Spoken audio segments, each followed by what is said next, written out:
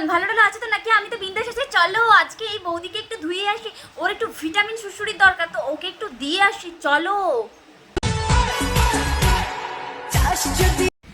এক সেকেন্ড। বৌদি তুমি এটা কি পরেছো? এটা কি কোনো ড্রেস হলো? হ্যাঁ বুঝতে পারছি, তুমি যে চুইংগাম এটা আমি ভালো করে বুঝতে পারছি, তাই তোমাকে এত সবাই রোস্ট করছে, কিন্তু তুমি তাও শোধরাচ্ছ না।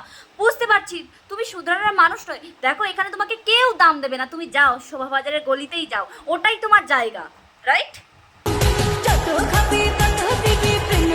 আরে বাবা থামো থামো, হাতটা যেখানে সেখানে নিয়ে যেও না। এখানে এরকম ছোট বড় তোমার মতো অনেকে আছে, বৃদ্ধা পর্যন্ত আছে, এগুলো দেখলে লোক খারাপ বলবে। তোমাকে তো কম খিস্তি লোক দেয় না, ভালোই দেয়, আর ঠিক দেয়, তোমার স্বভাবটাই তো ওরকম। যাও না, এখনো বলছি শোভাবাজারের গলি ফাঁকা রয়েছে তোমার জন্য, যাও প্লিজ যাও, এখানে এরকমই ছাপড়ামি খাপড়ামি করো না।